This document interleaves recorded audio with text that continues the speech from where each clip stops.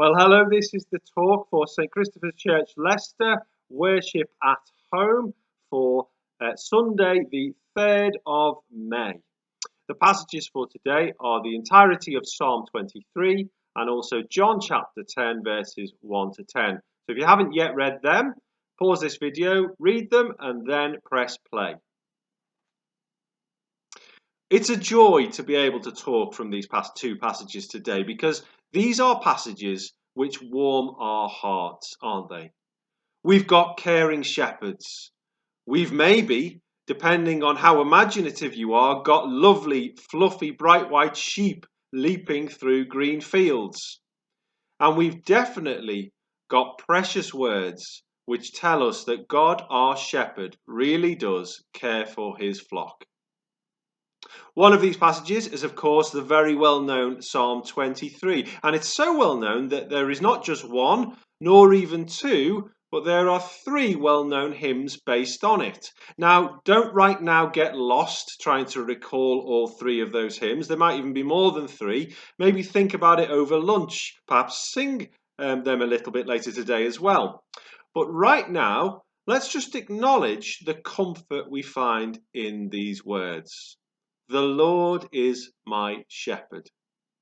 These are words you might find up on the wall of somebody's house. Words which can be glanced at in all the comings and goings during the busyness of life, which give some comfort. The Bible very clearly reassures followers of Jesus that God does indeed care for them deeply. But I want us to dig a bit deeper into these passages today, because it is possible to have only a kind of surface level reassurance from them, which doesn't fully get to the heart of the passages. Think of it a bit like this. I'm an asthmatic and I have an inhaler which helps me. The chemical in the inhaler is good for my lungs, I know that. But if I don't bother to look deeper at the instructions, and I only take my inhaler once every so often when I notice it's lying there, then I'm not going to get the full benefit from it. So let's take these well-known, precious words off the wall of the house and look more deeply at them. Firstly, John chapter 10.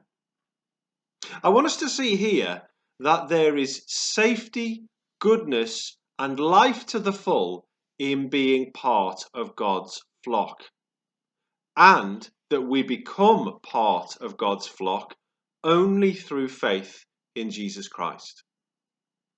Now, this passage is part of Jesus' reply to some Pharisees who have rejected him, and he's explaining to them that they are not true shepherds of God's flock, that is, his people, because every true shepherd of God's people enters the sheep pen through the gate, and Jesus himself is that gate.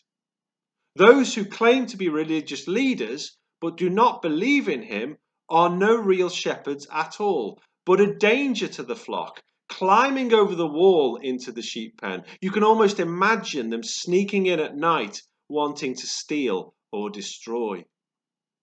A real shepherd of the sheep comes in through the gate. That is, they believe and trust in Jesus Christ. The sheep recognize them and their voice, which calls each one of them by name. And so they will happily follow that shepherd out into the sunshine and the green fields. This is a wonderful image of what it really looks like to care for the flock. And Jesus goes further. In verse 9 he says, "Whoever enters through me will be saved. He will come in and go out and find pasture." You see, the image of the sheep being led into the sheep pen is about safety, isn't it? The sheep pen, under the watchful eye of the shepherd, is a place surrounded by a wall which will protect them from predators or sheep stealers, or perhaps even extreme weather. Therefore, being part of God's flock through faith in Jesus means safety and security.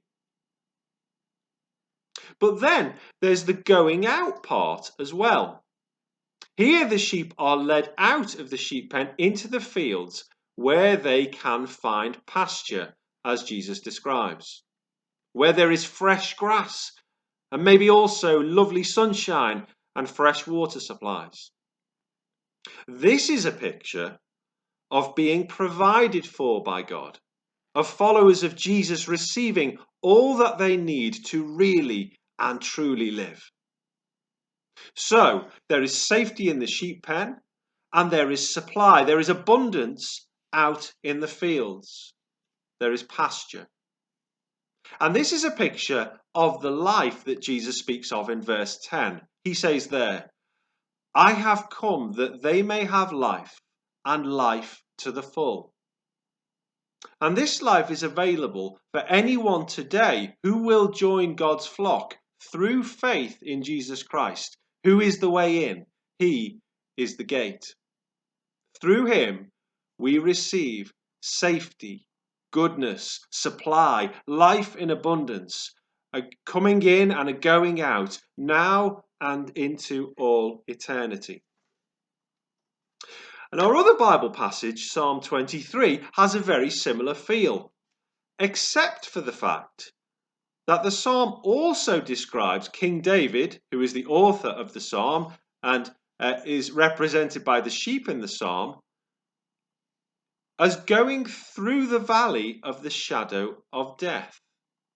There is no valley of the shadow of death mentioned in John 10, but there is here.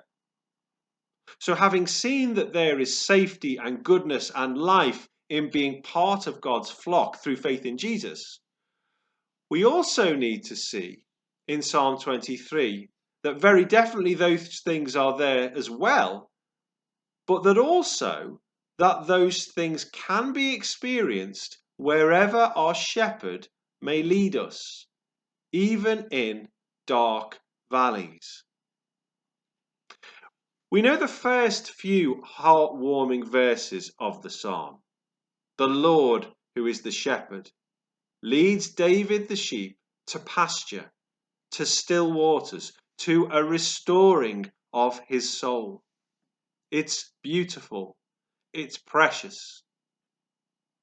Last year at the New Wine Christian Conference, I very powerfully encountered God, and for weeks, if not months afterwards, when I would close my eyes and open my hands in prayer or worship, it was a bit like heaven was open to me. It feels a little difficult for me to describe it here, but I really sensed something of being right there, of me being his and having a place in heaven with the living God. God indeed is a restorer of souls. And I hope some of you also have experienced those times when God has so clearly touched you and restored you. But notice also that in the valley of the shadow of death, the shepherd is still leading. The shepherd is the one who leads David and gives him those good and wonderful things, but he is there also in the valley. He's right there in verse 4, using his rod and staff to guide this sheep through this dark place. The rod can be used as a weapon to protect the sheep from predators. The staff can be used to give the sheep balance or guidance, perhaps a little bit of extra support when the sheep is finding the pathway difficult. Together, the shepherd uses them to comfort the sheep. And so it's not that the sheep has wandered off and is now separated from the shepherd in this valley. No, the shepherd is right there in the dark valley with the sheep, leading him through. You see, David knows that God is a good God who gives green pasture and quiet waters. He knows he is a restorer of souls, and yet at the same time, he knows that that doesn't mean there won't be difficult times to go through, but rather that God will be with him and will guide him through those difficult times. And in fact, look at what David says in verse 6. Surely goodness and mercy shall follow me all the days of my life. Notice that, all of the days of my life. Not only the bright, sunshiny, smiley days, but also the dark days in the dangerous valleys. We are told here that all of these are days when the goodness and mercy of God are available. But how can that be the case? How can days of darkness and danger be days of experiencing God's goodness and mercy? Well, they can only be that if experiencing God's goodness and mercy is not dependent on what is going on around us. It can only be the case if experiencing life to the full is not tied to our outward circumstances. Let me give you an example of what I mean.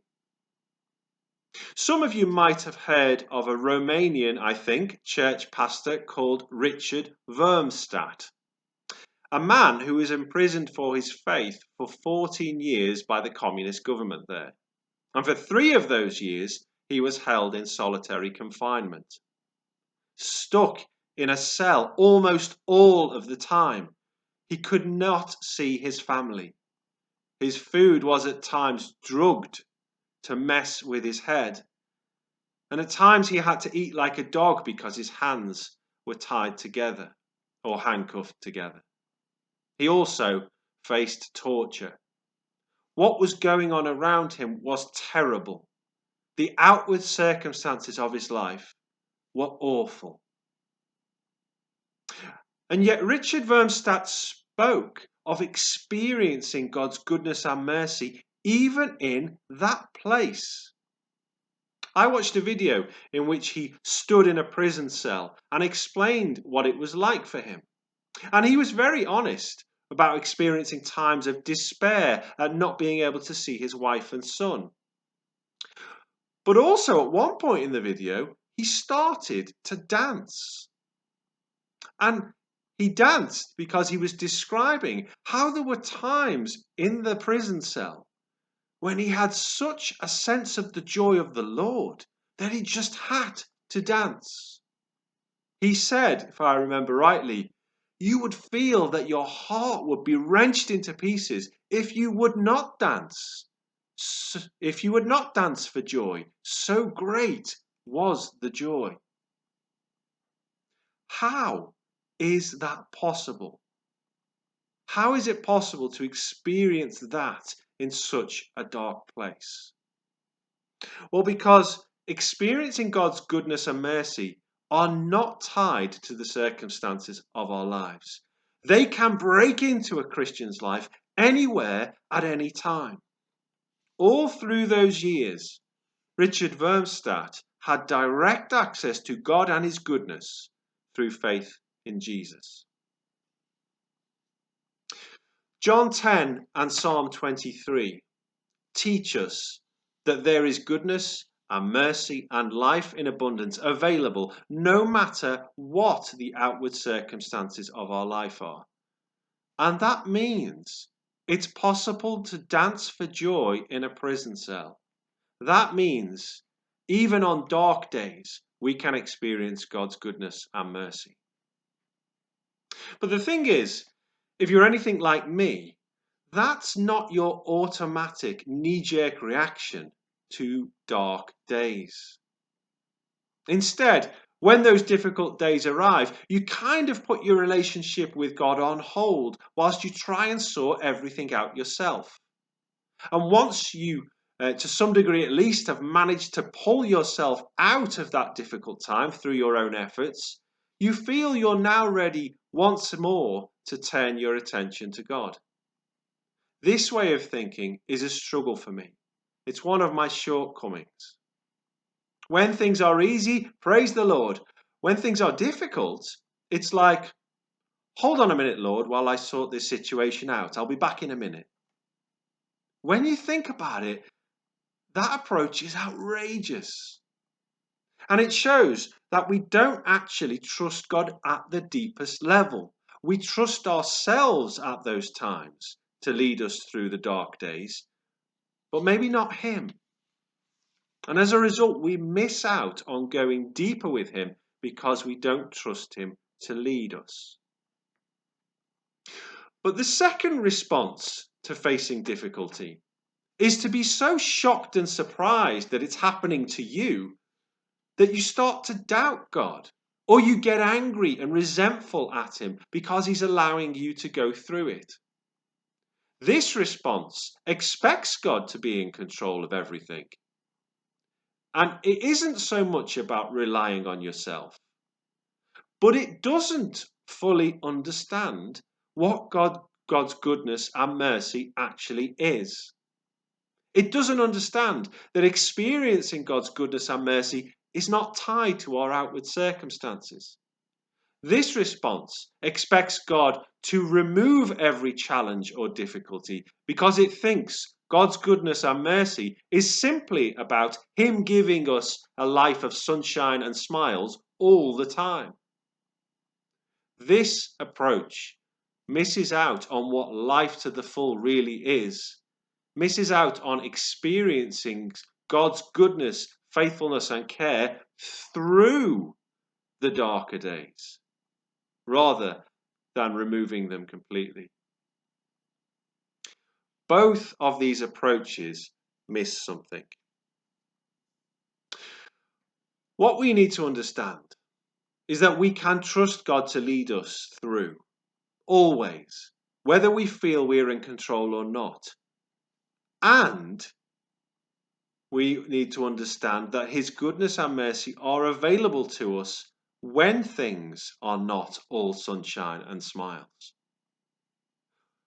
You see, what we think His goodness should look like in our lives is not always the same as what He thinks it should look like in our lives. And of course, He knows best. King David and Richard Wurmbrand knew that. They experienced it.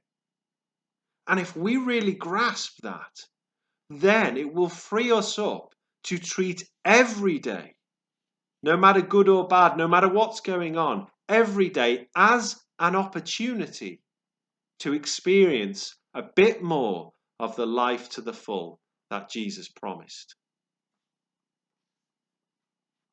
Jesus does not promise there will never be challenges, suffering, difficulties, heartaches in our lives, but what He is saying is that the life in abundance is available even during and through those times. It makes dancing with joy in prison cells possible. It makes rejoicing in valleys of the shadow of death possible. No negative circumstances can touch our relationship with God. He is always there, and we can experience His goodness, mercy, and life through the power of His indwelling Spirit. And finally, before we finish, look at what David says at the end of the psalm. And I shall dwell in the house of the Lord forever.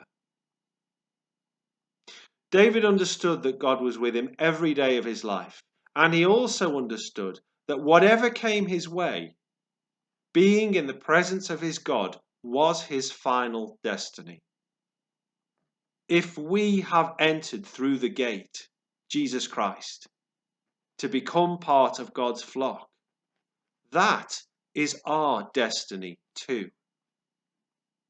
So let's seek to know God's goodness and mercy each day, and to know that in eternity we will experience His loving presence forever and ever.